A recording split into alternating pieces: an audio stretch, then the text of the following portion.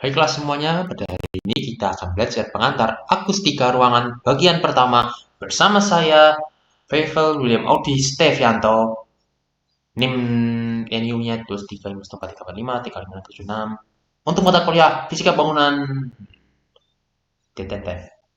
Baik, tujuannya apa? Mengapa kita belajar ini? Mengapa? Tentu saja sudah memahami fisika bangunan. Tapi untuk seperti saya itu masih mempelajari, baru akan mempelajarinya semester 5 ini. Tapi saya sudah mempelajari duluan.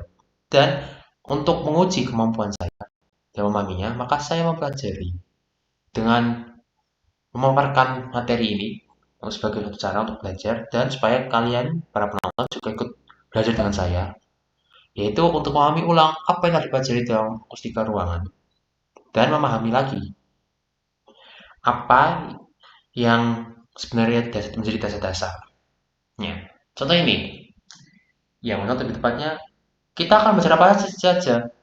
Kita akan belajar dasar-dasar gelombang akustika ruangan seperti bunyi, pengertian akustika ruang, refleksi, absorpsi, dan transmisi, serta sifat-sifat berbunyi dan dasar-dasar sistem pendengaran. Tetapi untuk yang nomor 5 ini, dasar-dasar sistem pendengaran, kita akan pisahkan sendiri. Kenapa dipisahkan? Karena sistem pendengaran yang akan dibahas ini dalam bentuk telinga. Telinga? Telinga gimana? Jadi yang bagian kelimanya akan mempelajari tentang bagaimana cara kerja telinga kita dan setiap bagiannya. Tapi sebelum itu mari kita bertanya-tanya dulu. Apa itu akustika ruangan? Akustika ruangan itu suatu pengaplikasian ilmu akustika yang diterapkan pada suatu ruangan atau bangunan secara cermat karena setiap ruangan dan bangunan itu tentu ada tuntutan aktivitas yang akan dilakukan dan harus dilakukan dengan tujuan tertentu yang spesifik. Contohnya pada auditorium, studio rekaman, perpustakaan, rumah sakit, perkantoran, bandara, dan lain-lain. Kemudian itu kan pasti akan bertanya lagi, kenapa? Kenapa dibutuhkan? Kenapa nggak tanya Google aja? Ya contohnya ini, pada studio rekaman kita akan bernyanyi, misalnya bernyanyi. Bernyanyi kan tidak boleh digema, tidak boleh juga ada suara yang keluar. Kita harus memaksimalkan suara yang ada di dalam satu ruangan itu dan tidak boleh ada suatu pantulan atau refleksi. Itulah kenapa kita membutuhkan akustika ruangan untuk menghasilkan suatu ruangan yang mampu meminimalisir tingkat refleksi dan transmisi. Atau kalau mau lebih lagi, contohnya bandara. Sebentar, saya carikan dulu kenapa bandara.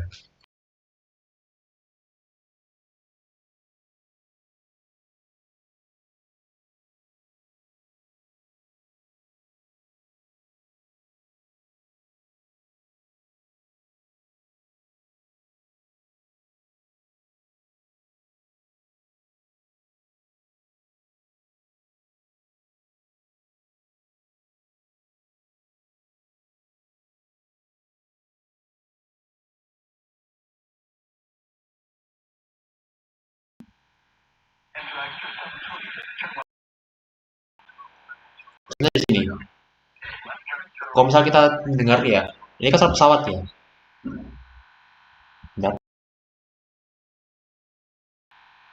Nah, ini cara mesin pesawat jet, JT8D dari pesawat 727. Nah, saya sudah keras ya. Dan saya ketika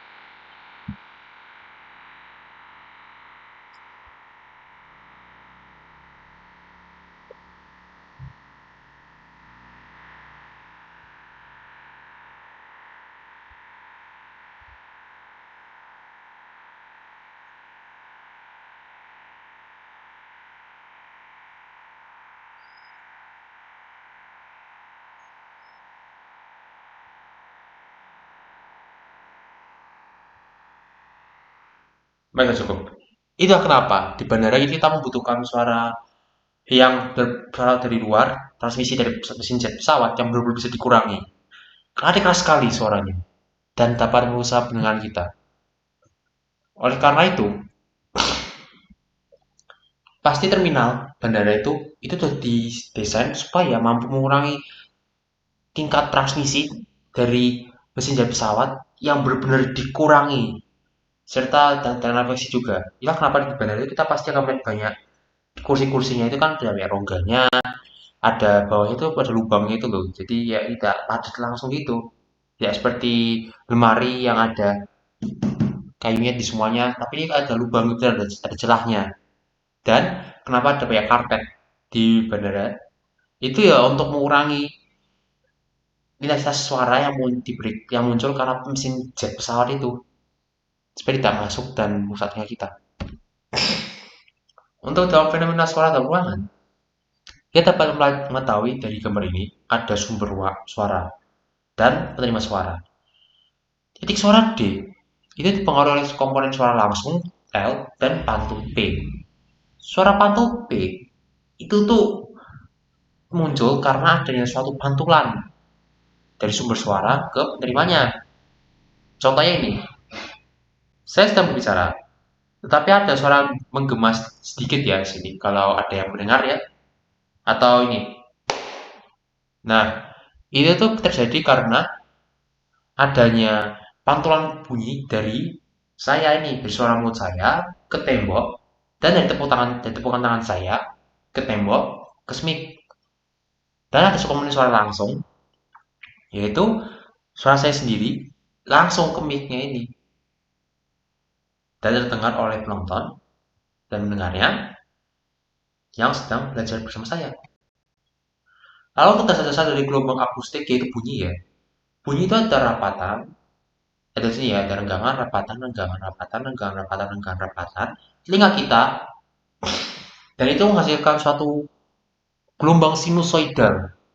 Dan itu terjadi juga karena bunyi itu terjadi adanya gesekan antara dua zat atau ya dengan zat banyak yang bergesekan dan bisa berbentuk apa aja, gas, cair, padat, dan itu getaran objeknya itu menyentuh partikel zat di sekitarnya yang untuk rapatan atau renggangan yang merambat. Tentu saja kalian akan pasti menuntut bukti. Apa buktinya?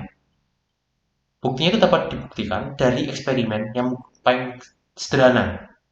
Dua kaleng dari aluminium gitu ya, lubangi tengahnya, lalu ikat tali di setiap ujungnya itu, di bagian bawahnya itu ya lubangnya itu. Lalu ketika kita berbicara itu ke yang lain, misal itu sebagai telepon paling sederhana ya, itu nanti benangnya itu talinya ya akan ada getaran, osilasi. Nah itu osilasi itu bukti bahwa bunyi itu merambat dan ada gelombangnya. Artinya bunyi memiliki frekuensi dan amplitudo. Kemudian ada refleksi, transmisi, dan absorpsi. Refleksi itu kan tadi saya sudah bilang pantulan dan transmisi itu apa yang diteruskan. Ada dua batasan kondisi untuk memenuhi semua pada waktu yang bersamaan dan frekuensi yang sama. Yaitu pertama, tekanan akustik pada kedua sisi harus sama dan kecepatan partikel pada kedua sisi harus sama. Nah dari gambar di sini, itu pada medium pertama itu ada bunyi yang terpantulkan, PR atau pantulan yang terrefleksikan, bunyi yang terrefleksikan itu. Kemudian ada PI, inputannya, dan PT di medium kedua sebagai bunyi yang tertransmisi dengan X sama dengan 0 itu merupakan lokasi pembatasnya di bidang X horizontal. Sehingga kita dapat hasilkan rumusan PI sama dengan P, P tambah PT sama dengan PR, UI tambah UT sama dengan UR. Kita mempelajari absorpsi. Sebentar, absorpsi. Respons. Iya. Kenapa respons? Seperti yang saya telah beritahu, kenapa di bandara itu ada misalnya ada karpet itu ya. Nah itu tuh karena bunyi itu ada energinya.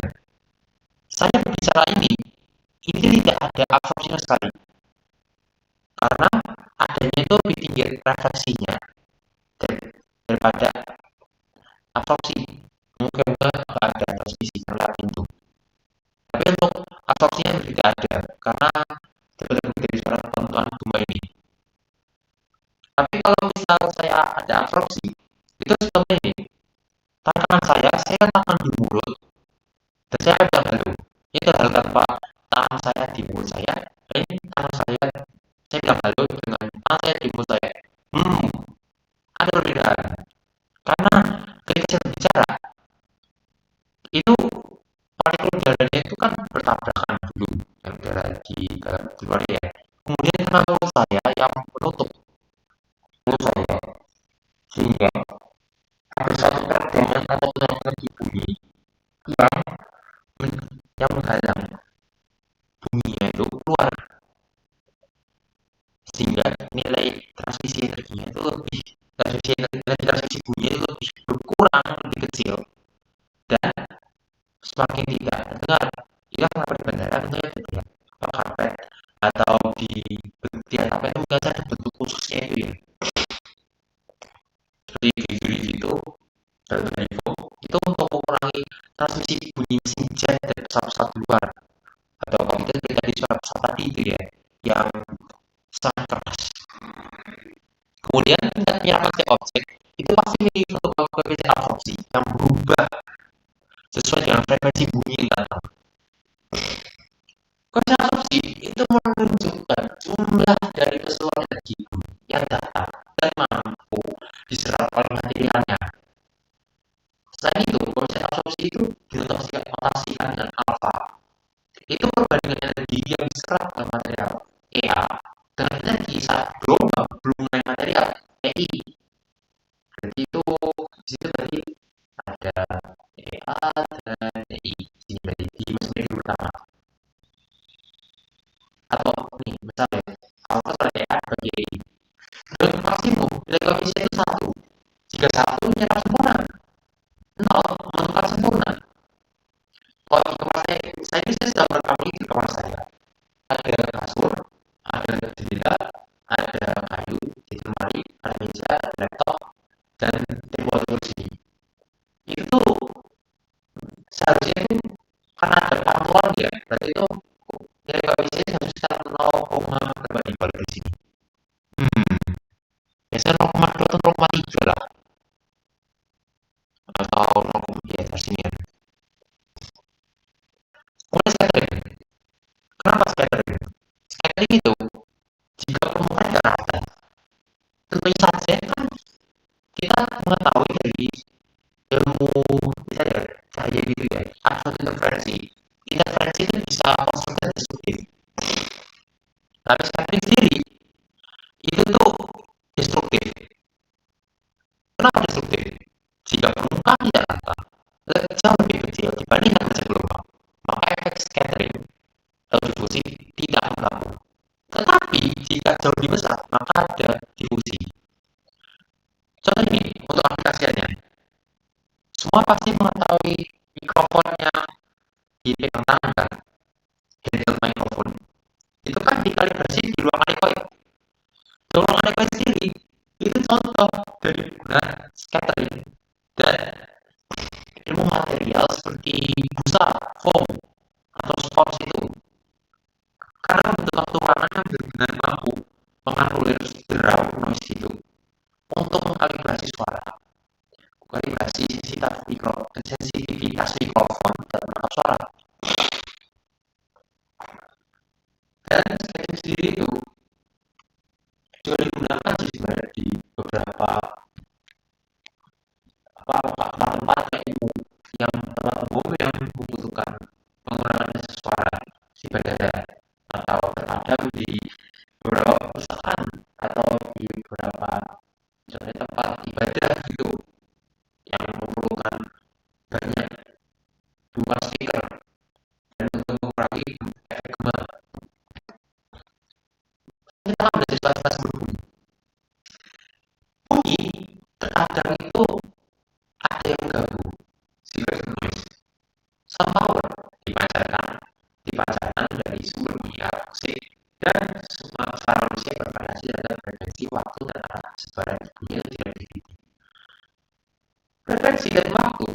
akan mempengaruhi warna bunyi atau timbre yang dihasilkan.